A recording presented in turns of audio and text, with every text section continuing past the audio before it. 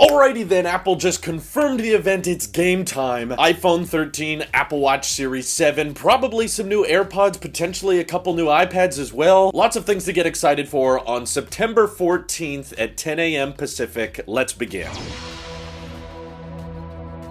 So now that we know the event is on September 14th, that means pre-orders should be around 5 a.m. Pacific on September 17th, and then deliveries and arrivals at Apple stores would likely be on September 24th. Now, while the name has been referenced as iPhone 13 for a long time, Apple was kinda on and off with the S naming for a bit, but thanks to some more recently leaked paperwork, iPhone 13 sounds like it's the route they want to take, and despite them ditching the S branding, make no mistake, these iPhones are very much kind of S years. Don't expect them to look or even feel that drastically different from the iPhone 12 series, but I think Apple put a bigger emphasis on the Pros this year, just because the entry-level iPhones last year got all the love and attention. They got a new screen size with the Mini, they got OLED. Of course, all the iPhones got an updated design language, but this year, the Pros are getting 120 Hz refresh rate. Finally, I've been waiting for this ever since the iPad Pro had ProMotion. But across the board, we should see physically larger batteries, but on the Pros, probably expect a bigger emphasis on camera upgrades, sensor shift image stabilization on more of the lenses, improved ultra-wide clarity, as well as the potential of ProRes, the video codec Apple designed themselves, coming to the iPhone alongside portrait mode video, which should allow for much more cinematic content, as well as filling up your iPhone storage much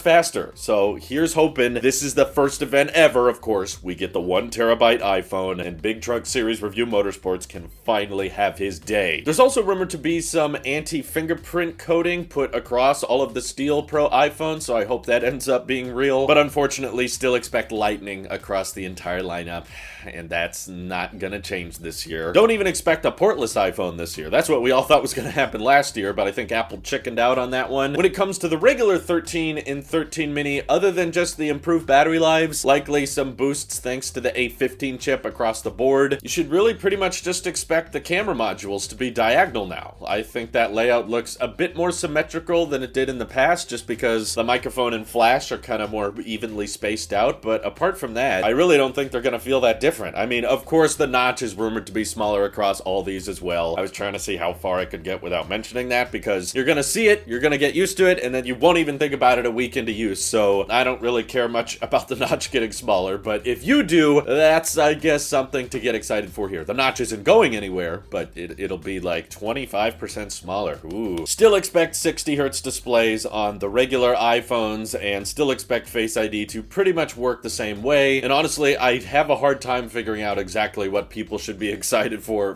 the entry-level iPhones, because 12 mini, you know, didn't sell too well, so I'm hoping 13 mini can sell better because the battery life will be improved, but the regular iPhone 13, I don't know what that has got going for it at all. Probably its best chance is having 128 gigs of storage by default. Maybe that'll get people excited if it's the same price point, but apart from that, don't expect many changes on that one. But of course, iPhones aren't the only things to get excited for at this event. We've got the Apple Watch Series 7 dropping with larger screen sizes on the 41mm size and 45mm for the bigger one. This is also rumored to come with improved watch faces to take advantage of that larger display. This is the first time we're getting any type of screen update with the Apple Watch since 2018, and it's going to be more squared off to match the rest of the ecosystem. I personally think it's going to look great, and I love thinner bezels if at all possible, so yes please, I want a design refresh because we've had very similar looking Apple Watches for quite some time now. When it comes to health sensors though, I really don't think we should expect much. I know glucose monitoring and blood pressure checking has been rumored for years, but it sounds like all that's been delayed until another year so they can just focus on the redesign this year. Thankfully though, your old watch bands should still work with these watches, so you don't have to buy all new watch bands yet, although I imagine Apple's gonna love it when they get to say, all of those hundreds of dollars you've spent on your old watch bands, none of them work with the new watch anymore, so it's just gonna be like a frenzy of who can sell their old watch bands off as quickly as possible with a good return. Any improvements to battery life on the Series 7? Not so much, as far as we've heard, so probably don't expect many functional or practical changes at all. This is literally just an aesthetics upgrade where it's supposed to be like, ooh, that looks cool, and, you know, we call it a day there. AirPods 3 have been, oh my god, they've been rumored for so long now. Honestly, it's been a long time since we've got any refresh to the base AirPods. Apple did a site refresh in March of 2019 for AirPods 2, and pretty much all they did was slightly update the silicon, which improved the talk time battery life, and then they added wireless charging to the AirPods case. And since then, no changes have been made, you know, for 2.5 years, so I'm very grateful that now we finally should get the Force stem that we've had on AirPods Pro on cheaper AirPods, hopefully. My hope is that they can still start at $160, and yes, still come with wireless charging in the case. I think that should be standard now, but knowing Apple, they're very likely to still start at $200, which kind of sucks. But for people who don't care about active noise cancellation or don't like the rubber tips in AirPods Pro, these should have a more universal fit that should feel pretty comfortable, and hopefully we get some improvements with battery life and, of course, sound quality. I think that changing the whole design just for the sake of changing the design is less likely, because I don't think Apple hates the OG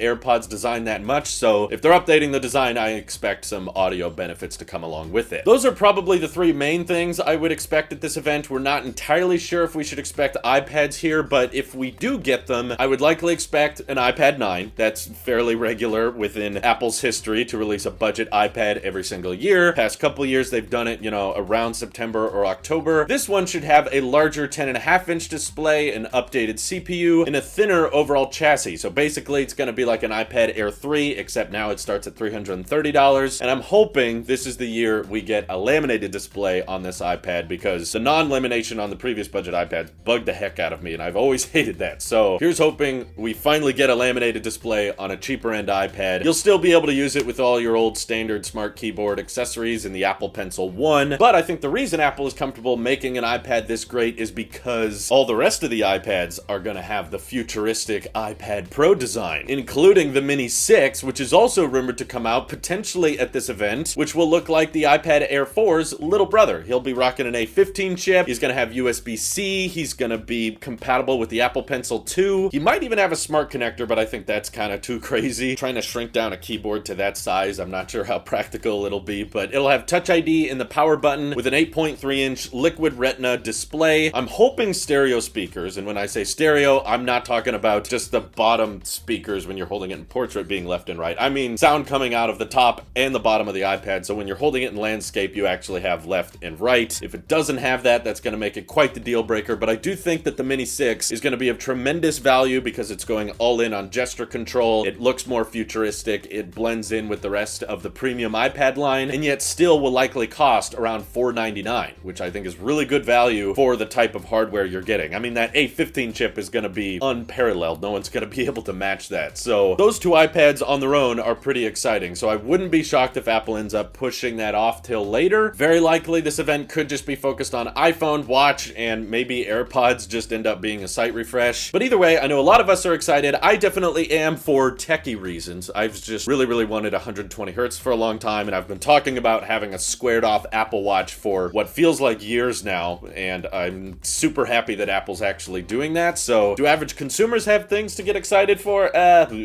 Barely. I know a lot of us were wanting Touch ID on this year's iPhone, but I don't think it's gonna happen. But feel free to let me know what you want to see at this keynote, and yes, of course, I will be live streaming my reaction to it on this channel, so make sure you stay tuned for that. This is your Help Sheep here. We'll see you guys in the next one.